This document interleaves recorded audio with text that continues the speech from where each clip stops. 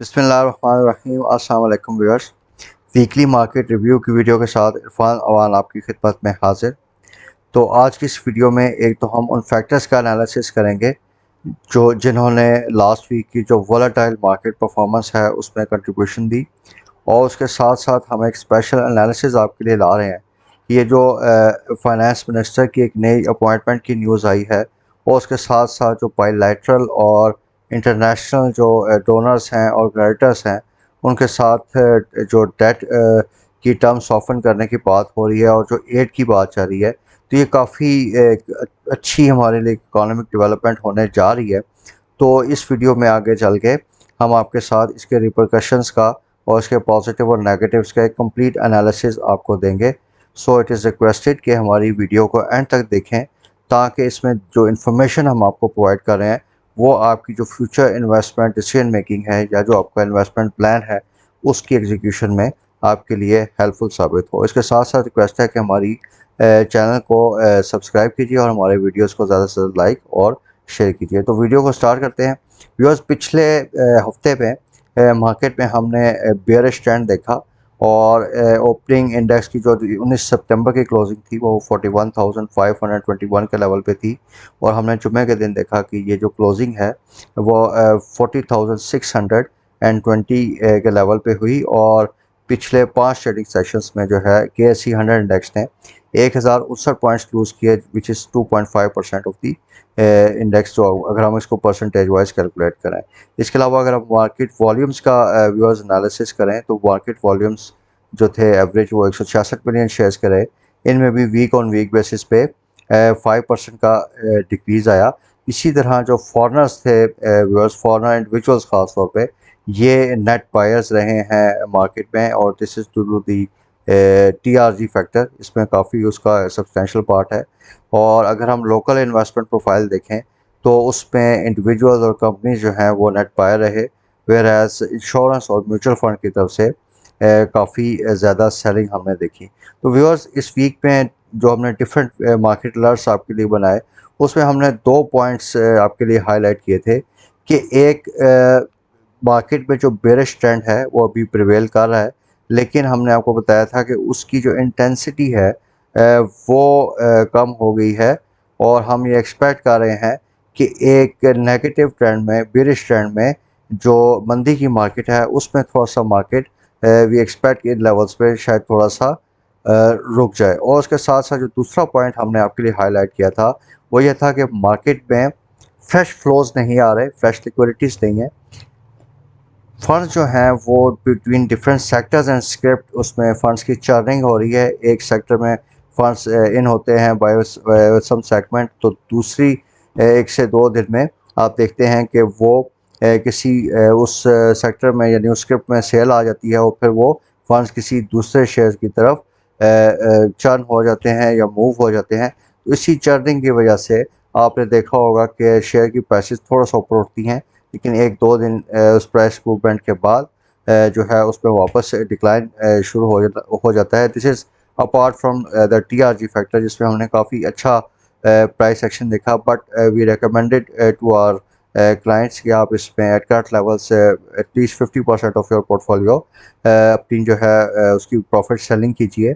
और उसमें अभी क्योंकि अगला रोल ओवर वीक भी आने वाला है, तो उसमें काफ़ी ज़्यादा जो है बाय की पोजीशन भी खड़ी है, और इसमें शॉर्ट सेल की भी पोजीशन खड़ी है। तो इसमें हम काफ़ी एक वॉलेटिलिटी TRG के शेयर में आने वाले दिनों में देख सकते हैं। तो व्यूअर्स, अगर हम पॉजिटिव और नेगेटिव पॉइंट्स कंट्रीब्यूटर्स का एनालिसिस करें तो पिछले वीक में TRG top of the list रहा, उसके बाद पार्टी और यूनिटी के शेयर्स हैं।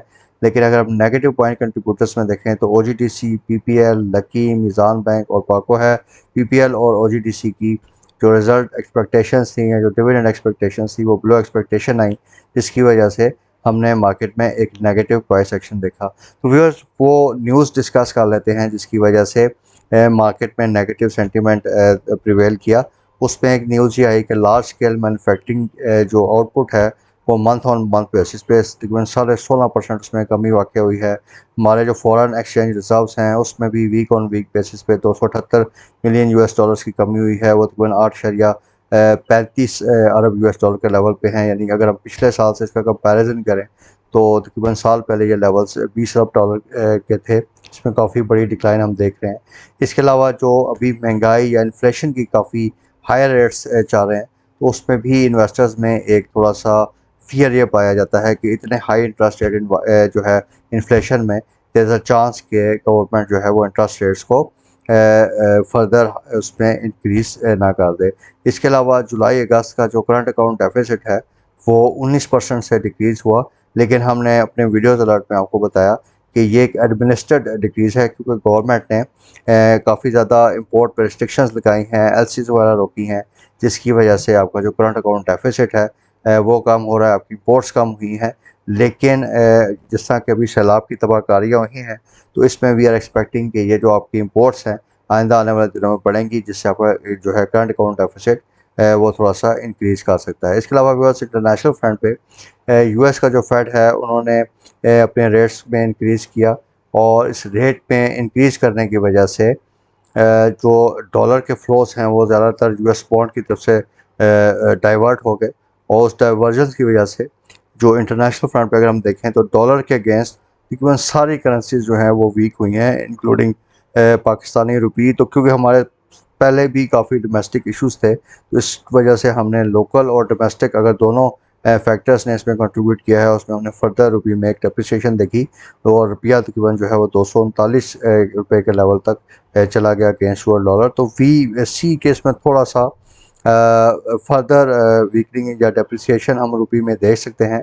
बट जैसे ही आपको डिफरेंट जो है सोर्सेज से एड मिलनी शुरू हो जाएगी, और आपके जो बायलैटरल लोन्स हैं या जिस तरह मल्टीनेशनल एजेंसीज हैं लाइक आईएमएफ, वर्ल्ड बैंक, वहाँ से आपको लोन या एड्स मिलती हैं, तो ये आपकी फॉरेन एक्सचेंज रिजर्व्स को ये चीज़ जो है वो बढ़ाएगी, स्टेबल करेगी, और अल्टीमेटली जो आपका रुपया है वो डॉलर के मुकाबले में आइंदा आने वाले दिनों में गेन कर सकता है। But at under present circumstances जो है रुपया वी एक्सपेक्ट कि ये इन लेवल्स से भी थोड़ा सा ज़्यादा आगे के लेवल्स पे डिप्रिशिएट कर सकता है। इसके साथ साथ व्यूअर्स डिफरेंट न्यूज़ पिछले हफ्ते में आती रही, पॉलिटिकल अनसर्टेनिटी बहुत ज़्यादा थी, लॉन्ग मार्च की न्यूज़ थी।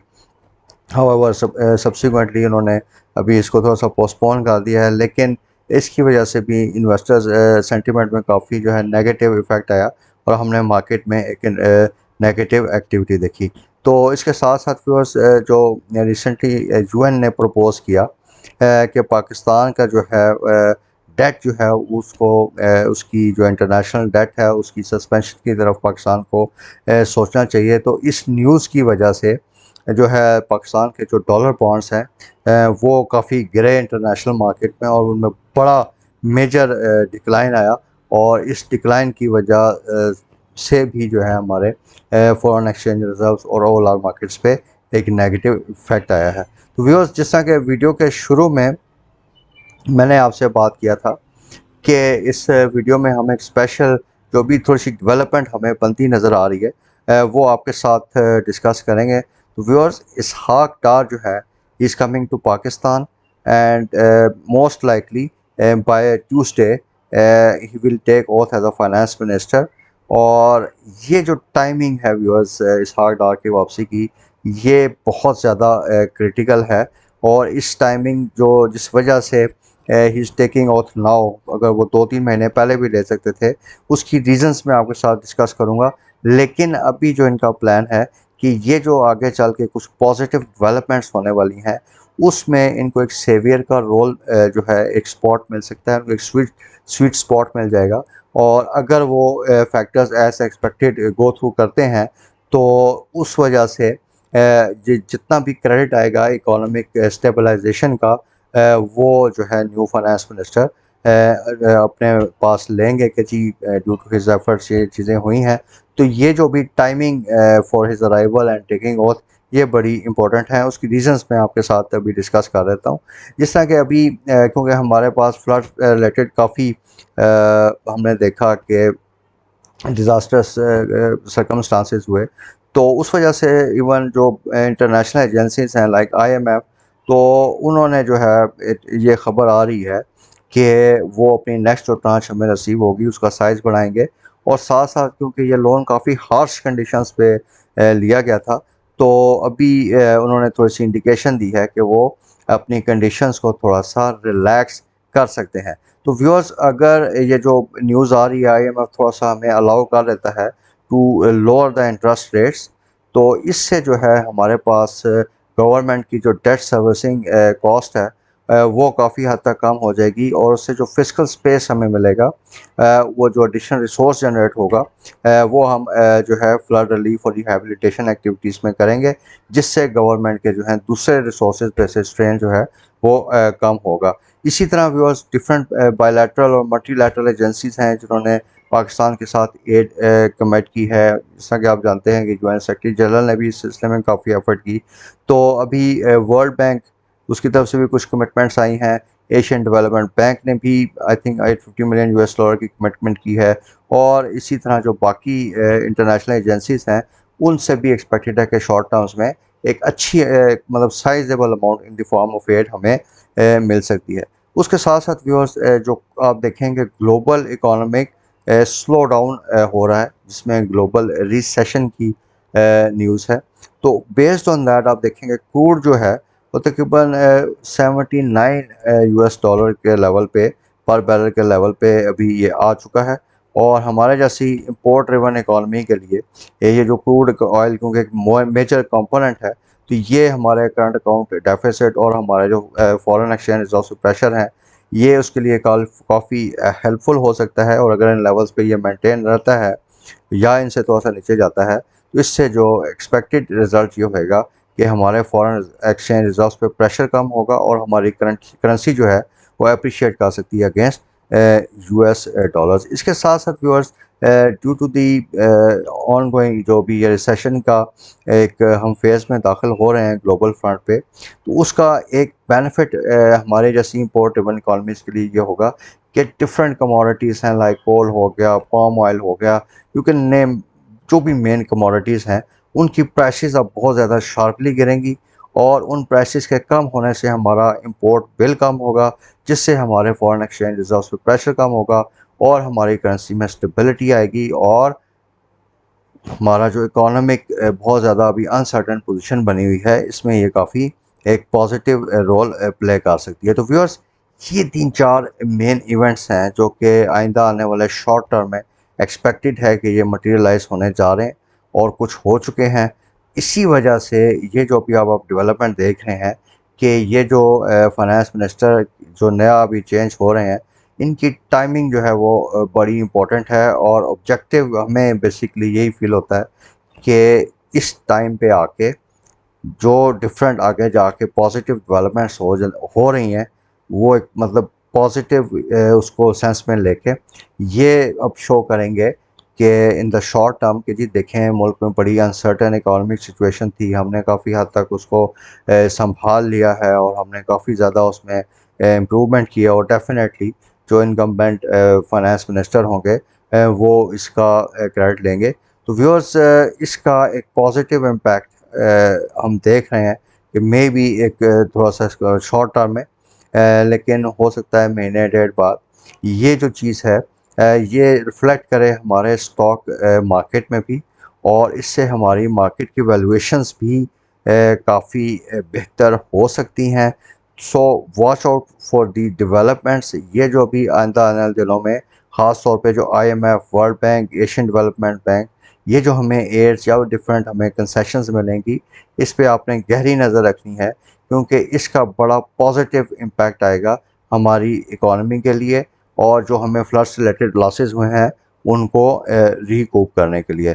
तो जिस तरह के वीक के मिडल में मैंने डिफरेंट वीडियोस में आपको बताया था कि अभी जो है आप हाई डिविडेंड यील्ड वाले स्टॉक्स उन पे फोकस रखिए, लाइक ईफर्ट हमने आपको शेयर किया, फैसल बैंक आपको बताया, उसके अलावा अभी हम एपीएल देख रहे हैं, मारी है, और उस तरह के डिफरेंट स्टॉक्स हैं। तो उसमें आप थोड़ा सा, इसके अलावा कुछ बैंक्स के स्टॉक्स हैं, यूबीएल है, एमसीबी है, तो आप इन डिफेंसिव स्टॉक्स में अपनी पोजीशंस को बिल्ड कीजिए। और होपफुली जैसे ही थोड़ा सा मार्केट में रिकवरी आएगी, तो ये आपको यहाँ से काफ़ी अच्छी रिटर्न दे सकते हैं। इसके साथ साथ मार्केट में जैसे ही आपको डे ट्रेडिंग की अगर अपॉर्चुनिटी मिले तो उसमें भी आप एक मिनिमल एक्सपोजर के साथ एक्टिविटी कर सकते हैं। उस सिलसिले में जो क्लाइंट्स हमारे पास हमारे व्हाट्सएप ग्रुप में ऐड हैं उनको हम टाइम एंड अगेन जो अपने अलर्ट्स हैं वो शेयर करते हैं। और अगर आप लोग हमें इसमें ज्वाइन करना चाहते हैं तो प्लीज़ मेरे व्हाट्सएप नंबर पे आप मैसेज कीजिए, हम आपको उस व्हाट्सएप ग्रुप में ऐड करेंगे ताकि आप वो जो प्राइस अलर्ट्स हैं या मार्केट अलर्ट्स हैं वो टाइमली बेसिस पे रिसीव कर सकें। तो viewers we will try to keep up you updated regarding the market developments. जैसे ही मार्केट्स में मेजर डेवलपमेंट्स होती हैं इंशाल्लाह हम आपको उससे बाखबर रखेंगे। थैंक यू मैं very much for watching our video. और तमाम व्यूअर्स से गुजारिश है कि हमारे चैनल को आप सब्सक्राइब कीजिए ताकि हम जो इतनी एफर्ट के साथ वीडियोस बना के यूट्यूब पे या डिफरेंट फोरम्स पे आपके लिए लाते हैं वो आप तक टाइमली मैनर में पहुंच सकें। So thank you very much viewers. अल्लाह हाफ़िज़।